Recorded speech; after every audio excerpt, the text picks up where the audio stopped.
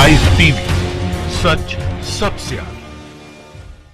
नमस्कार, मैं हूं Iqbal Parvez. The live TV में आपका स्वागत है। साथियों, भारत और चीन के मुद्दे को लेकर अब भारतीय जनता पार्टी के सीनियर नेता भी मजाक उड़ा रहे हैं और भारतीय जनता पार्टी नरेंद्र मोदी, अमित शाह और रक्षा मंत्री राजनाथ सिंह पर निशाना साध रहे हैं। जी हां, ये अपने आप में बड़ी बात है कि जिस तरह से अब तक कांग्रेस हो या कोई भी विपक्षी दल हो, चीन और भारत के मुद्दे को लेकर जिस तरह से सरकार पर सवाल उठा रहे थे, अब उसी तरह से भारतीय जनता पार्टी के बड़े नेता, जी हाँ, सुब्रमण्यम स्वामी, मैं आपको नाम लेकर बता रहा हूं कि सुब्रमण्यम स्वामी ने एक बड़ा सवाल उठाया है और कहा है कि जब कोई आया गया नहीं तो फिर वापस कौन कहाँ जा रहा है, वापस कौन जा रहा है, कहाँ से वापस जा रहा है। जी हाँ, पिछले 2-4 दिनों से ये अहम खबरें हर जगह पे गोदी मीडिया पर दिखाई जा रही हैं और ये बताया जा रहा है कि किस तरह से चीन झुक गया मोदी के सामने, किस तरह से चीन ने भारत के सामने घुटने टेक दिए, किस तरह से चीन भारत छोड़कर जा रहा है, बला बला बला। बहुत सारी ऐसी खबरें आपने गोदी मीडिया पर देखी होंगी।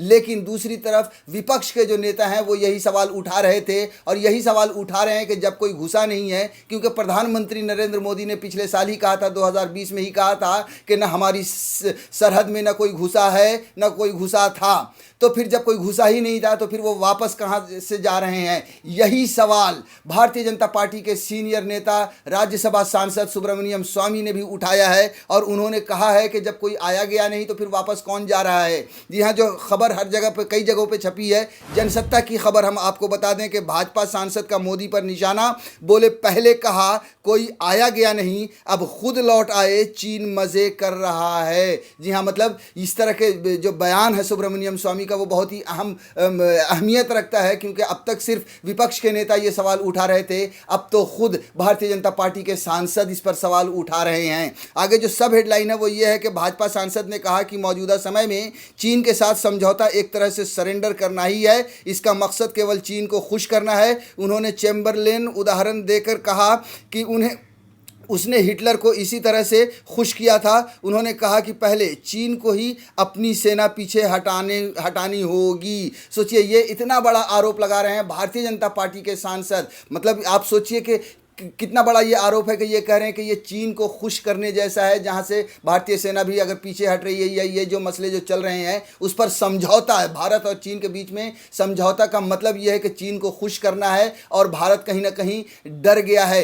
अब आप सोचिए कि सुब्रमण्यम स्वामी का किस तरह से, और हम आपको बता दें कि पहले भी पास्ट में भी सुब्रमण्यम स्वामी के ने भारत और चीन के रिश्तों पर और जिस तरह से पिछले 1 सालों से विवाद चला आ रहा है सीमा को लेकर, उस पर सुब्रमण्यम स्वामी ने कई बार भारतीय जनता पार्टी को निशाना बनाया है। लेकिन पहले हम आपको यह खबर विस्तार से बता दें कि आगे लिखा है कि अपने बागी तेवरों से अक्सर दूसरों को असहज करने वाले सांसद सुब्रमण्यम स्वामी के निशाने पर अब पीएम नरेंद्र मोदी आ गए हैं। चीन के साथ हुए समझौते को लेकर उन्होंने मोदी पर निशाना साधा कि पहले बोला कि कोई आया गया नहीं। स्वामी ने कटाक्ष किया कि पीएम का वो स्टेटमेंट ठीक नहीं था। उन्होंने सवाल किया कि जब भारतीय सेना आगे तक पहुंच गई तो चीन के साथ हुए समझौते के तहत हमें वहां से हटना पड़ रहा है, इससे चीन तो खुशी से झूम रहा है। जी हाँ, जब इन्होंने जिक्र किया है कि भारतीय सेना जब आगे पहुंच गई थी और वहां से फिर वापस आ रही है, इससे चीन के मज़े हो रहे हैं, चीन खुश हो रहा है। जाहिर सी बात है, यही सारे सवाल जो हैं वो विपक्षी दल भी उठा रहा है, यही सारे सवाल राहुल गांधी भी उठा रहे हैं।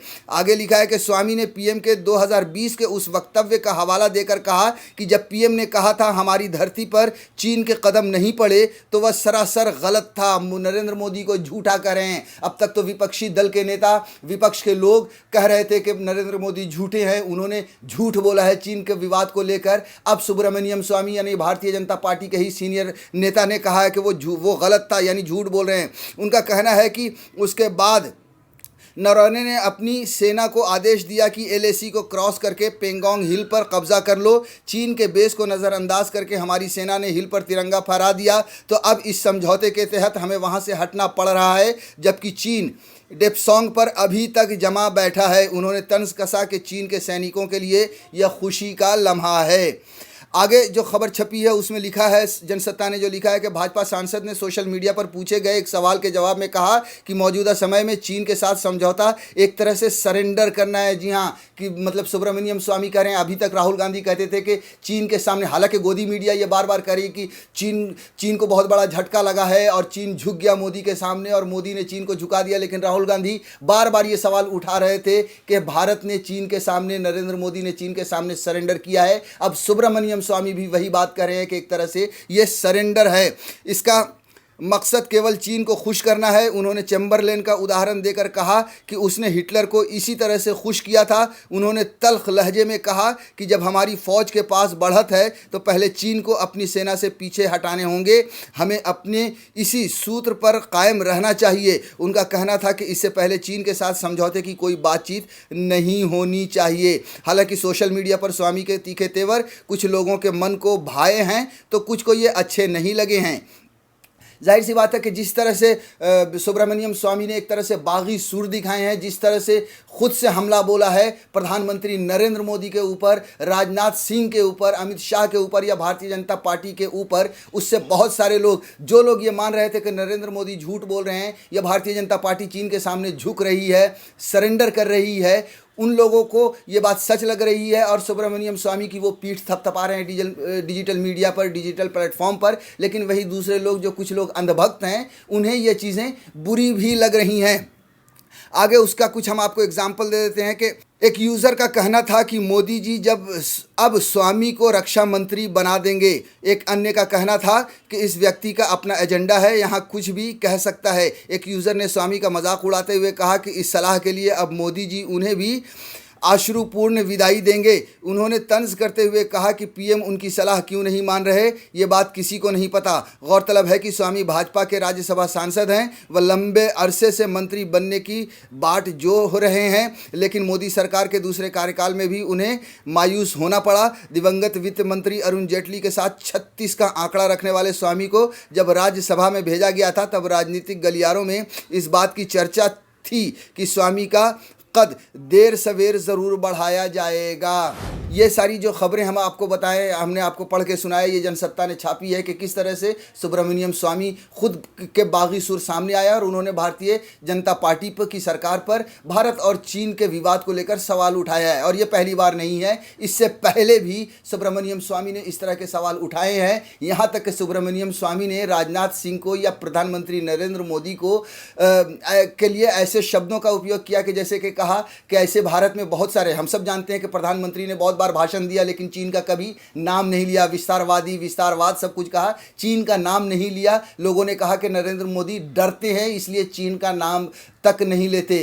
राजनाथ सिंह ने भी जब चीन का नाम नहीं लिया तो सुब्रमण्यम स्वामी ने कहा था कि हम भारत में बहुत सारी ऐसी महिला हैं जो अपने पति का नाम नहीं लेती। साथियों, ये खबर भी जनसत्ता में आई थी जिसमें हेडलाइन थी, और ये खबर है, आपको बता दें कि 28 अक्टूबर 2020 की जब सुब्रमण्यम स्वामी ने कहा था, ये खबर की हेडलाइन थी कि राजनाथ सिंह के चीन का जिक्र न करने पर बोले स्वामी, मैं ऐसे पत्नियों को जानता हूं जो पतियों का नाम नहीं लेती। आगे जो विस्तार से खबर थी वो मैं थोड़ा सा आपको बता दूं कि अपने तीखे बयानों को लेकर हमेशा खबरों में रहने वाले भारतीय जनता पार्टी के वरिष्ठ नेता और राज्यसभा सांसद सुब्रमण्यम स्वामी ने चीन को लेकर रक्षा मंत्री राजनाथ सिंह पर तंज कसा है। एबीपी न्यूज़ के वरिष्ठ पत्रकार आशीष सिंह ने लिखा कि कोई सीधे तौर पर चीन का नाम नहीं ले रहा है। इस पर बीजेपी नेता ने कहा कि पत्नियां अपने पति का नाम नहीं लेती। ये भारत की परंपरा रही हैं जो अभी भी गाँव में चली आ रही हैं। बहुत सारी ऐसी पत्नियां जो अपने पतियों का नाम नहीं लेती। उसी की मिसाल दी है सुब्रमण्यम स्वामी ने कि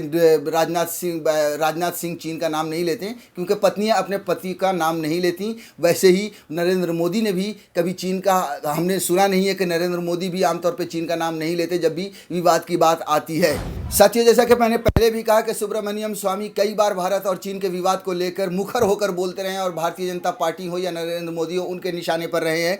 11 सितंबर की भी एक खबर हम आपको बताते हैं कि किस तरह से सुब्रमण्यम स्वामी ने चीन से निपटने का नुस्खा या फॉर्मूला तक दिया था। जो हेडलाइन छपी थी कि सुब्रमण्यम स्वामी बोले, बस अब और बात नहीं, चीन से निपटने का दिया ये फॉर्मूला। जी हाँ, लगातार जब से 20 जवान शहीद हुए थे गलवान वैली में, तब से बातचीत का लगातार दौर चल रहा था, उस पर सुब्रमण्यम स्वामी ने कहा था कि बातचीत का अब और दौर नहीं आगे। मैं आपको थोड़ा सा विस्तार से यह खबर बता दूं जो पहले छपी थी 11 सितंबर को कि भारत और चीन के बीच सीमा को लेकर जारी विवाद पर भले ही दोनों पक्ष राजनयिक और सैन्य बातचीत के जरिए कोई रास्ता न निकाल पाए हों, लेकिन भारतीय जनता पार्टी के वरिष्ठ नेता सुब्रमण्यम स्वामी ने सुझाव दिया कि चीन को पहले पत्र भेजा जाए और अगर वो नहीं मानता तो फिर सैन्य कार्रवाई कर चीनी सैनिकों को खदेड़ देना चाहिए। बीजेपी नेता स्वामी ने शुक्रवार को एक ट्वीट कर लिखा, कांग्रेस ने आज एक बयान जारी किया है कि सरकार को चीन के साथ केवल यथास्थिति का निरीक्षण करने के लिए बात करनी चाहिए। इसके बारे में बात करने के लिए क्या है स्पष्ट करने के लिए चीन को पत्र भेजें। अगर चीनी नहीं मानते तो उनके सैनिकों को बेदखल करने के लिए सेना को भेजें। अब बातें नहीं, यानी सुब्रमण्यम स्वामी ने यह कहा था कि अब बातें नहीं होनी चाहिए, अब जो है सो सैन्य कार्रवाई होनी चाहिए। दोस्तों, एक महीने पहले वैक्सीन की खूब चर्चा हो रही थी कि किस तरह से भारत सबसे आगे वैक्सीन निकाल रहा है और वैक्सीन पूरी दुनिया में भारत का एक तरह से डंका बजा है। गोदी मीडिया ने खूब इसका प्रचार प्रसार किया था। तब भी सुब्रमण्यम स्वामी के बागी सुर नजर आए थे और उन्होंने कहा था कि वैक्सीन वगैरह के उत्साह में ये ना भूलें कि चीन और सीमा का विवाद है या फिर हमारी जो अर्थव्यवस्था है उस पर भी ध्यान दें, इतना उत्साह ठीक नहीं होगा। जी हाँ, ये खबर आपको बता दें कि एनबीटी नवभारत टाइम्स ने छापी थी, जो 6 जनवरी को छपी थी। उसका हेडलाइन था कि सुब्रमण्यम स्वामी ने कहा, वैक्सीन के उत्साह में ना भूलें कि अर्थव्यवस्था चौपट हो गई है और एलएसी पर तनाव जारी है। थोड़ी सी आपको विस्तार से खबर बता दूं कि भाजपा नेता सुब्रमण्यम स्वामी ने ट्वीट कर अर्थव्यवस्था और चीन को लेकर कुछ सवाल उठाए हैं। उन्होंने ट्वीट में लिखा है कि कोरोना वैक्सीन के उत्साह में हमें यह नहीं भूलना चाहिए कि देश की अर्थव्यवस्था गिरती जा रही है। साथ ही इस बात का भी हमें ध्यान होना चाहिए कि लद्दाख में 4000 स्क्वायर किलोमीटर के क्षेत्र में चीन हम पर हावी है। ये सुब्रमण्यम स्वामी, हमने जैसा कि पहले भी कहा और फिर से बता रहा हूँ मैं कि सुब्रमण्यम स्वामी ने चीन और भारत का जो सीमा विवाद रहा है उस पर कड़ी आलोचना करते हैं। नरेंद्र मोदी की सरकार को पूरी तरह से घेरते रहे हैं, या फिर यूँ कहें कि सुब्रमण्यम स्वामी का बागी तेवर नज़र आता रहा है। वैसे जब कोई आज़ादी के लिए लड़ता है, जब कोई इंसाफ की बात करता है तो उसे बागी ही कहा जाता है। सुब्रमण्यम स्वामी को भी बहुत सारे लोग बागी कहते हैं, लेकिन अगर उन्होंने जिस तरह से सवाल उठाए हैं सरकार के खिलाफ या चीन और भारत के मुद्दे पर, उसे देखकर आपको भी लगेगा कि वाकई में उनका सवाल उठाना जायज़ है। अगर आप देश से प्यार करते हैं, अगर आपको देश से प्रेम है, तो फिर आप बिना किसी मोह के, बिना किसी भेदभाव के जो कोई भी गलत कर रहा है उसके खिलाफ सवाल उठाएंगे। नरेंद्र मोदी की सरकार ने इस देश के साथ गलत किया है। चीन और सीमा विवाद पर भी कुछ अच्छा नहीं हुआ है, वहाँ पर भी नरेंद्र मोदी ने एक तरह से घुटने टेके हैं। इसलिए सुब्रमण्यम स्वामी ने ये सवाल उठाए हैं और उठाते रहे हैं। लाइव टीवी, सच सबसे आगे।